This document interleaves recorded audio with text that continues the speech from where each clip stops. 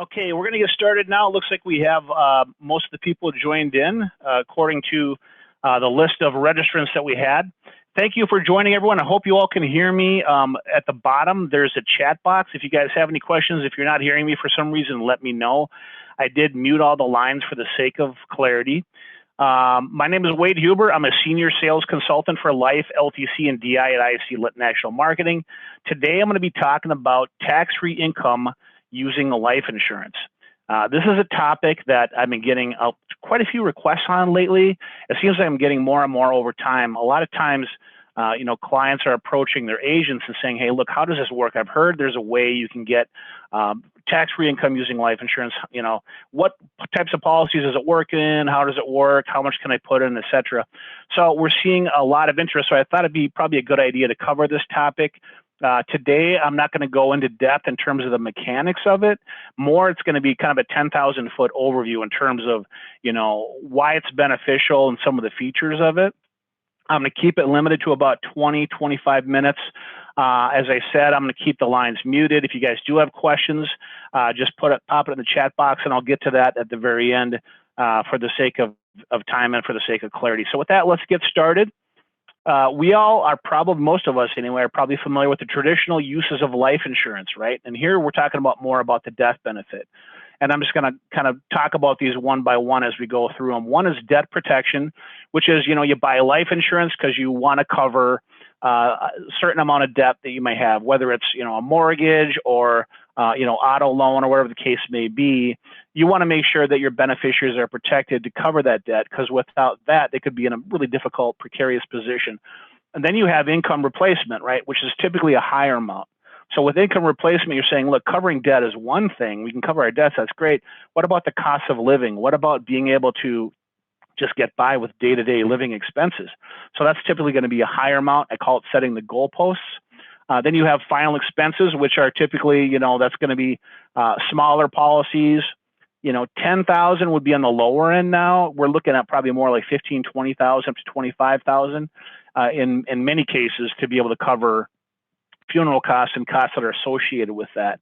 We're seeing more and more of that as well. Then there's legacy planning, which is, hey, you have clients that have qualified money. They have more than they need. They're taking out their RMDs, but they have this huge pile of cash here. They just don't really need to access. They're living comfortably. Why not take some of that money and leverage it into a life insurance policy? You can pass it on to your beneficiaries. There's estate planning, which has to do with estate taxes. Uncle Sam's getting a bigger chunk.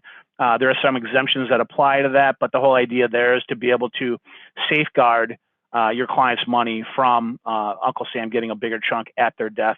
And there's business planning, things like, buy, sell, key person, executive bonus. And again, we're not going to get into these. The bottom line is what I'm trying to drive home. The point is these are all useful purposes of using life insurance as a death benefit. And there are great benefits that are used in why life insurance is a chosen vehicle in many instances. And they are, number one, you get leverage on premium dollars that are put in the policy, right? The whole idea with life insurance is you're paying a lower premium amount so you can get a bigger bigger benefit at the end for your beneficiaries. You're paying less money now for a greater benefit. Otherwise, if you wouldn't do it, it wouldn't make any sense, right? Also provides money for your beneficiaries when they need it. I mean, this can be huge when you have beneficiaries who are burdened by debt. They need to be able to make ends meet, or for example, business owners, if they lose, a key employee, things like that, buy-sell arrangement. So it does provide money when they need it, oftentimes most. Providing also peace of mind for beneficiaries. Just if you look at the cost of a funeral, if your beneficiaries don't have the means necessary to be able to cover that, it can be a stressful situation for the entire family. Now, the last point here, and I can't stress this enough, I can't overstate this, is the fact that life insurance has a tax-free death benefit. This is huge, right? Because the whole idea is when you have assets and you invest, those assets are going to be taxed at, we don't know what rates, right? They could be astronomical. They could be going much higher. Well, with life insurance, because it's tax-free, the benefits are received tax-free. That means the rate of return has to earn. It doesn't have to cover that hurdle. So intrinsically, it has actually a higher IRR out of the gate because you're not having to cover the cost of taxes as you earn a higher rate of return. So that's a huge statement that I can't overstate, because it is important when you're looking at this in conjunction with all of your assets. But did you know that in addition to a tax-free death benefit, permanent life insurance can also provide for tax-free income? This is a big talking point, right? Because let's face it, I mean, life insurance, as I'm sure all of you are aware, is oftentimes not an easy conversation to have with your clients, right?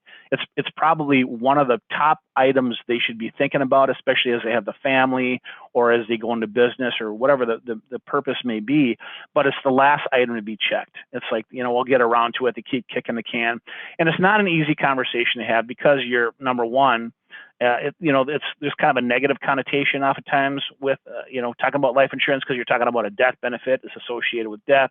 You're talking about money that they're going to part with, they're not going to see, that's going to be available for someone else. So it's just not an easy conversation. And let's face it, right?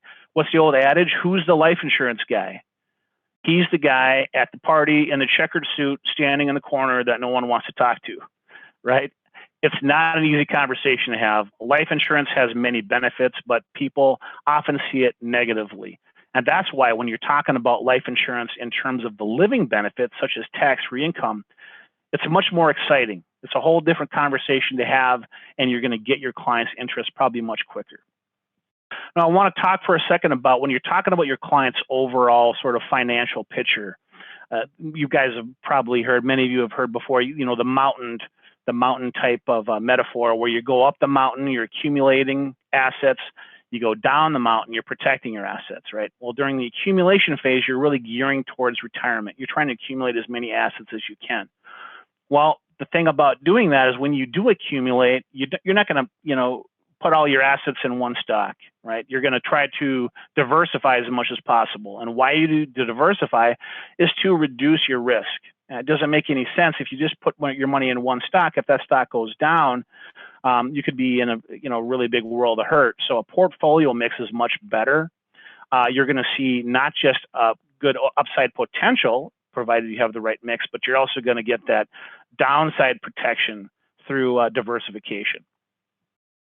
The problem, though, even though with this strategy is when you're looking at an asset class, if you invest in that class, again, those assets could be taxed at we don't know what rate, right? I mean, if you talk to most people, doesn't matter what side of the political spectrum they're on, left, right, or center, most people would agree that over time taxes are going to be going up, and they could be going up to, again, we don't know what rate, could be pretty high.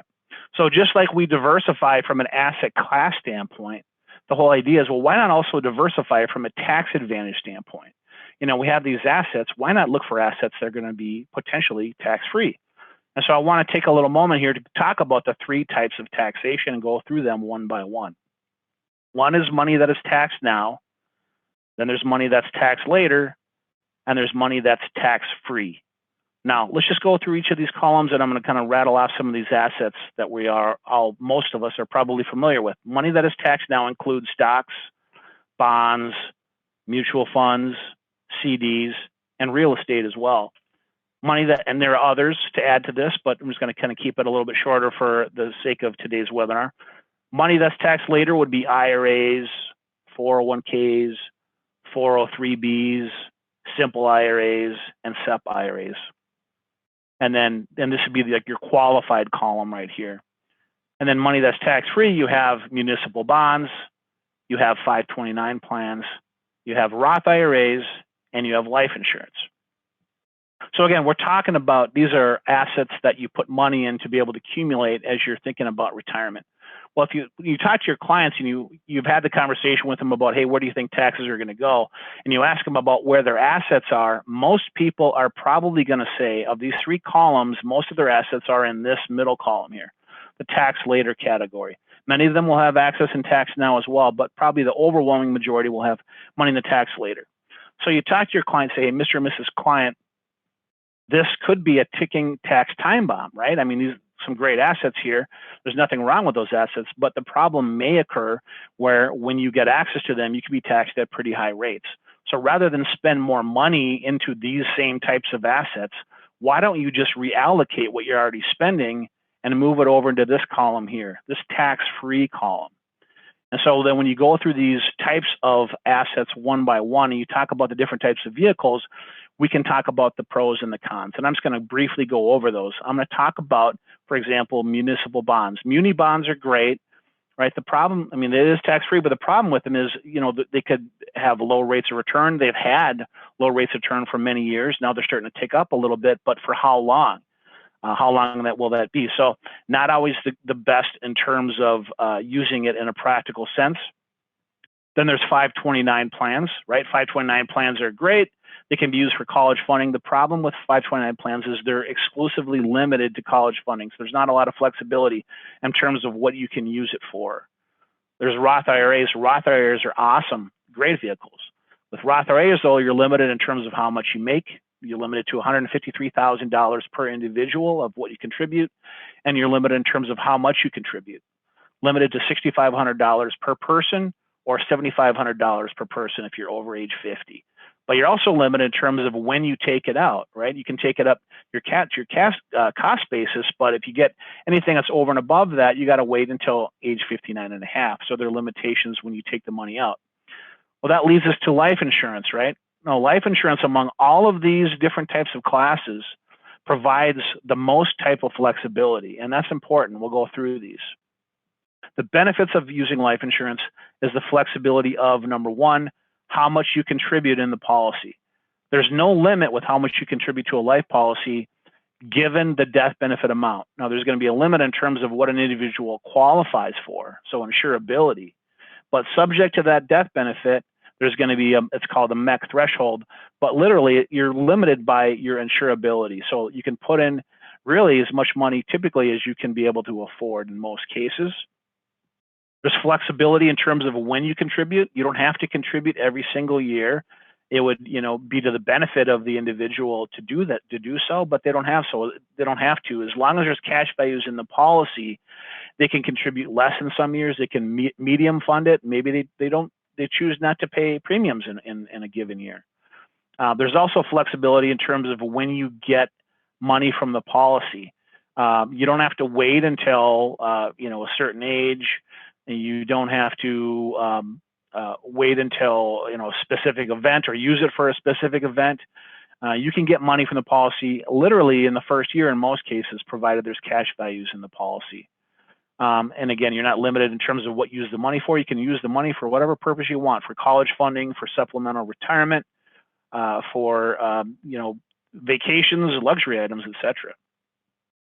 And again, there's no penalty for getting access pre-59 and a half. There's not going to be, you know, you don't have to wait until a certain age. You can get it, use it for whatever purpose you want. So there's a ton of types of flexibility that's used in life insurance. Now people ask, okay, well, what's the best policy? What types of life insurance policies will this work for? Well, I'm just going to name them as we go through. This is, again, more broad-based, but it's basically any permanent life insurance policy that builds cash values. And this would be whole life, universal life, index universal life, and variable universal life. Now, when we're looking at these, there's only one of those types of policies that has the following two benefits. Number one, the policy gains are based on the growth of the market. And number two, the client can only capture the gains. There's no losses. Literally 0% growth is the worst case scenario in any given year. Some of you, most of you may have guessed, this would be an indexed universal life policy. Now, indexed universal life, some may be familiar with indexed annuities. It's the index portion is the driving engine of the return of the policy. So just like with a universal life policy, you have maybe a declared rate or you have a portfolio rate. In the case of whole life, you know, you have dividend paying policy. With index universal life, you only capture the gains, you don't capture the losses because the gains are based on how the market grows. So because you only capture the gains, how it works is, let's say the market goes up, you know, 12%, but you have a 10% cap. Well, you capture up to 10%, but you can't capture the losses in an IUL, index UL. You only capture the gains, so subject to 10%. If the market goes down, say 5%, you're still locked in at that 10%. The next year, if it goes up, you capture that gain as well. So it ratchets up, it can't ratchet down. So this is a big talking point. Not only are you talking about tax-free income in this particular vehicle, but you're talking about capturing the gains in a policy, no losses. So when you're talking to your clients who are saving for retirement, there's two big questions to ask them. And I would start out with by asking them, like what I said before, if you had to guess, where do you think taxes are headed over time? Are they going up or down? And again, most would agree they're going up. Regardless, even if people were to think, well, maybe they're going down, well, the point is we don't know, right? And it's going back to that diversification question. Because we don't know, we want to diversify our risk. We don't want to have all our eggs in one basket, a basket that's going to be taxable at God knows what rate. If I'm murdering metaphors there, I apologize, but I think you get my point. The second question to ask would you be interested in a savings vehicle that offers the following components? It only captures the gains of the market, no losses, 0% earned worst case scenario. It provides tax deferral as you contribute into the policy. It provides for tax-free income when you want it. And it's flexible in terms of how much you contribute, when you contribute, and when you get access to the money and what you use it for. And oh, by the way, many policies also provide a benefit should you become chronically or terminally ill in the form of nursing home expenses. So how that works is you can, in some policies, accelerate the death benefit so you can use it to help cover the expenses of a nursing home or, for example, home health care. So this is like a no-brainer, right? You're talking to your client saying, hey, look, I got to diversify my risk. I'm taking advantage of a vehicle that offers tax-free income. I'm only capturing the gains. I'm not capturing the losses. Tax-deferred, tax-free when I receive it, flexible. So this is a huge selling point when talking to your clients. And again, it's a much easier conversation to have versus in talking to your clients about a death benefit, only a death benefit that can have negative kind of perceptions with the client. So to kind of show you a couple examples here of how this works, and again, I'm not going to go into the mechanics. I'm going to kind of give you just the features and the benefits of how this works. I ran a couple of case studies. The first one, we're looking at a 40-year-old male, preferred non-tobacco. He's contributing $500 a month. He starts out with a $100,000 death benefit that increases over time. And we're going to show tax-free income at ages 67 to 90. Here are the results. The death benefit grows to $523,000 by age 66, so over 5 times the death benefit than he originally took the policy out for. He's receiving over $41,000 of tax-free income per year, ages 67 to 90. He would have put in a total of $162,000 into the policy. By age 75, he would have received over $330,000 of tax-free income, more than double what he put in the policy. By age 80, he would have received over $536,000 of tax-free income, more than well over triple what he put in the policy. By age 90, if he lives that long, would have received over $948,000 tax-free income, and he still would have a death benefit of over $216,000, more than double when he originally took the policy out. Oh, by the way, it also contains a built-in rider, which can accelerate the death benefit for nursing home care or home health care. So this is a huge benefit for your clients that are looking for ways of, saving for retirement, that have a need for life insurance, but are also looking for tax diversification strategies, or maybe they would be interested if you were to talk to them about that. Now, a common misnomer is that people think, well, this is for people that have a lot of money, right? I mean, we're looking at $500 a month. That's a lot of money. My clients maybe don't have that much money, or it's harder to have that conversation when you're talking about that dollar amount. But that's really a misnomer. It doesn't have to be, it's not a policy for the wealthy necessarily. Most people can benefit from this policy. So I'm going to give you an example here, case study number 2. Here we have a 30-year-old male, preferred non-tobacco. He's contributing $100 a month. He has a $100,000 death benefit that increases over time. And we're going to, again, show tax-free income ages 67 to 90. Here are the results. We're showing a death benefit that grows to $225,000 by age 66. Over $12,000 of tax-free income per year, ages 67 to 90. He would have put in a total of $45,000 into the policy over time. But by age 75, would have received over $96,000 of tax-free income, still more than double than what he put in the policy, tax-free. And by age 80, he would have received over $156,000 of tax-free income, again, more than triple than what he put in the policy. By age 90, if he lives that long, would have received over $277,000 of tax-free income. He still has a tax-free death benefit of $63,000, even after getting all of that tax-free income. And it contains a built-in rider, which accelerates the death benefit for home or nursing home care. So these hugely beneficial policies for many clients. And I can't stress enough the flexibility reminder. I'm going to pause here just to kind of let you guys remind you of what you can use these type of policies for. I just mentioned supplemental retirement income, which is a great way as you're saving for retirement, but it's not limited to that. You can use it for college planning for kids, for emergency funds. You can use it for business planning, buy, sell, key person, executive bonus plans, etc. And they can even use it for, luxury items, repairs, vacation funds, etc. Or if they just want to party like a rock star. Andy, I saw this meme. You and I use it on another presentation, and I liked it so much I had to use it again. It is probably the best money meme out there.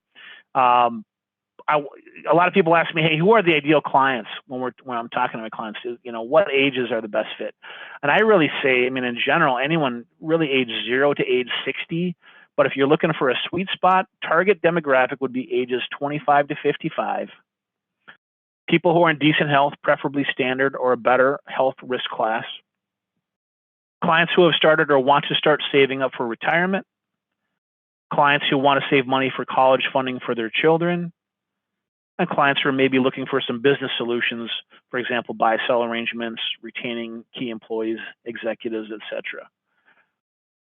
So what I ask of you when you're thinking about this concept is, may feel may be a great fit for the strategy, and just ask them if they'd be interested in learning about tax diversification as they save for retirement or as they're thinking about maybe college planning for their kids. And then call IFC to discuss a plan that would work great for those individuals.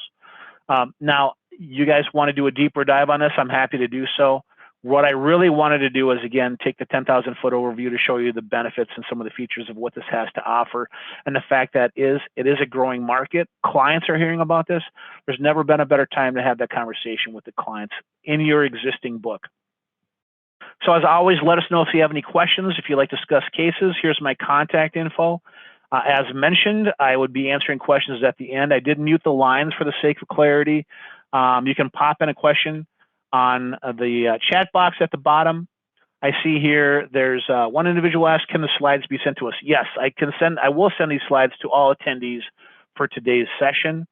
I know this is a little bit short, but again, I just wanted to give you kind of more the benefits and the features of what this particular strategy has to offer.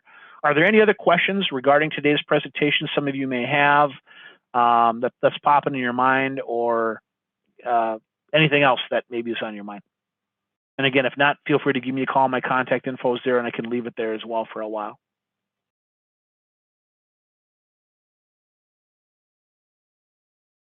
We have a pretty quiet audience today, but that's okay. I'm going to end this session, but thank you for attending. I will send the slides. I'm going to do some follow-ups as well and reach out to attendees to see if maybe some of you may have some clients who may be interested. We can have maybe do a deeper dive at that point as well. Thank you very much for attending today's session, and you all have a great day.